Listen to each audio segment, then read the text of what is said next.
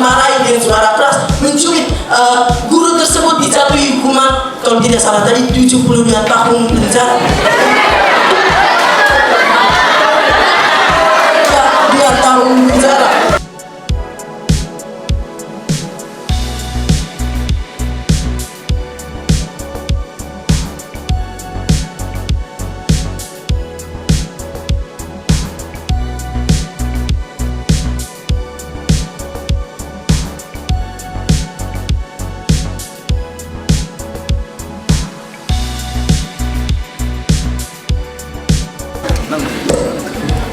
Jadi di sini kita akan mencubit atau memukul siswa untuk merubah karakter siswa menjadi lebih baik atau mendidik siswa itu merupakan unsur kekerasan dan dapat dilaporkan kepada pihak yang berwajib. Akan merubah karakter anak tersebut ke hal yang positif. Anak tidak akan berubah apabila dia tidak diberi perlakuan tegas. Terima kasih.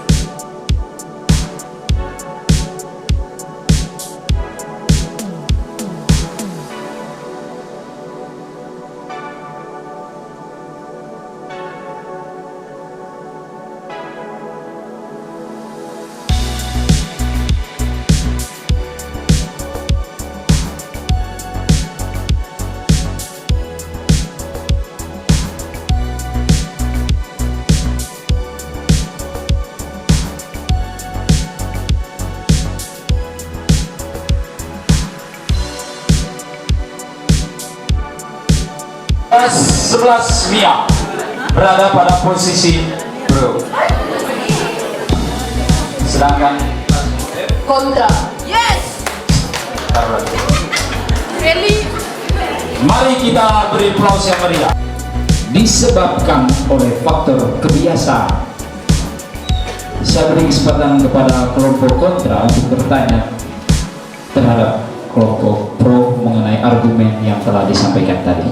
Hilang dari yang namanya lingkup pendidikan sekolah karena siswa merasa itu kegiatan menyontek itu merupakan sangat menguntungkan bagi siswa, apalagi siswa itu dibebankan dengan yang namanya standar pendidikan bahwa siswa itu harus memenuhi standar pendidikan yaitu ke KKM sehingga memaksa siswa untuk melakukan hal-hal yang tidak baik seperti menyontek. Hal ini menjadi kebiasaan bagi siswa karena melihat banyak pengalaman dari generasi-generasi sebelumnya yang melakukan perilaku menyontek. Oke, baik, terima kasih. Latar belakangi mengapa kami tidak menyetujui pada mosi perdebatan ini. Yang pertama, perbuatan menyontek ketika ujian bukanlah perilaku yang biasa dibenarkan. Siswa yang menyontek bukan karena mereka mempunyai kebiasaan dalam menyontek, tetapi karena ada hal-hal lain seperti adanya rasa takut karena tidak lulus atau karena ada hal-hal lain yang melatar belakangi seperti ada permasalahan dalam kehidupan keluarganya sehingga menyebabkan mereka tidak sempat belajar sehingga pada saat ujian mereka terpaksa menyontek. Dan menurut Adarman dan Murdoch terdapat 4 jenis perilaku menyontek. Salah satunya individualistik opportunistik adalah kegiatan menyontek yang dilakukan oleh individu-individu yang impulsif yang melakukan kegiatan menyontek dengan tiba-tiba dan tidak ada rencana sebelumnya.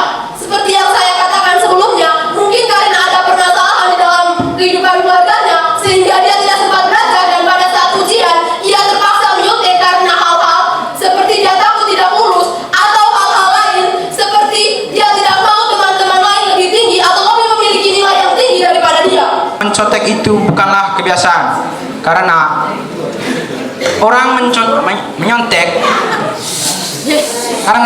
menyontek disebabkan oleh faktor tidak percaya diri dan faktor malas di dalam dirinya.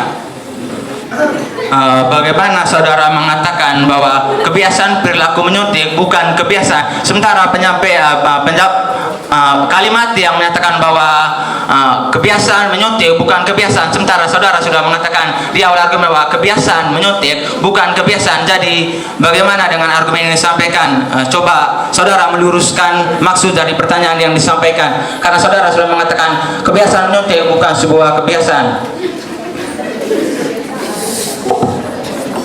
Baik, kita bisa kembali kepada inti yang berjalan selama ini, terutama anak-anak dari kelas 10 Romo, banyak sekali yang punya potensi bagus dan kami sedang dalam proses penyeleksian. Kurang lebih belasan orang yang kami ada dari ini, juga ada di kelompok lain yang gugur kemarin. Apresiasi untuk kelas 10. Demikian pula dengan kelas 11, luar biasa mereka sudah menunjukkan yang terbaik, menghargai yang kelas 10. Lalu berbicara tentang menyontek. Ya, menyontek memang dalam kenyataannya itu terjadi ya. Tapi sekolah lembaga formal apapun tidak pernah memperbolehkan itu, tidak dibenarkan.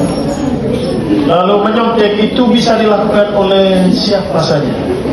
Ya, selain faktor kebiasaan, apa yang disampaikan oleh kelompok ini tadi ya benar ya.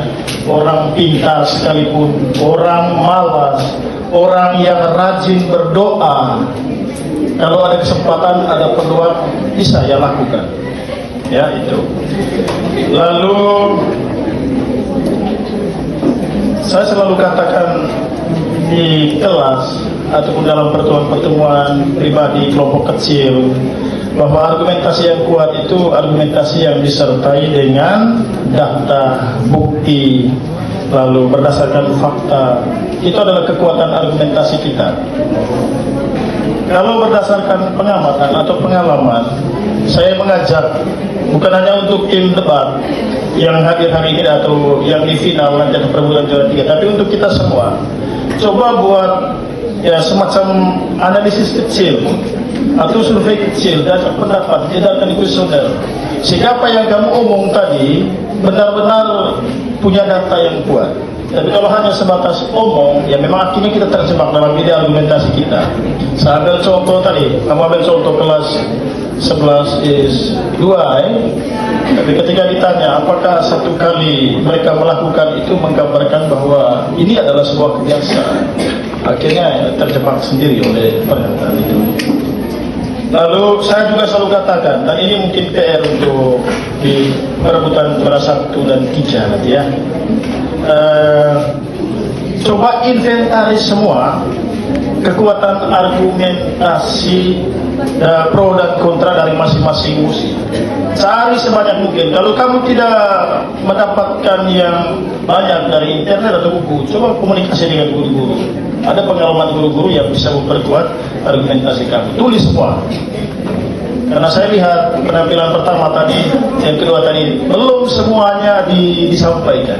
Masih ada hal yang harus diperdebatkan. Lalu hal teknis, saya masih melihat ada kecenderungan untuk diskusi-diskusi kecil ya. Padahal sudah ditegaskan berulang-ulang. Ini debat. Ada ide, pikiran, langsung omong. Romonya mau sampaikan beberapa. Yang pertama, dalam debat itu ada yang namanya argumentum agrem dan argumentum ad hominem. Sedapat mungkin di dalam debat menghindari penyebutan oknum. Karena itu kalau melihat dua belah pihak terpancing. Jadi kalau argumentum agrem pada pokok pikiran, maka dalam debat biasanya kalau ad hominem baik, tadi sejauh ini tidak ada ya. Tidak ada. Karena dari perdebatan kamu yang tahu persis data itu hanya Romo saja. Romo tahu persis data di SMA ini karena semuanya masuk, tapi karena ya Romo memiliki hati seorang bapak, seorang ayah, ya Romo pertimbangkan banyak hal. Tapi yang kamu debat tadi itu yang Romo yang Romo gumuli, yang kamu perdebatkan tadi.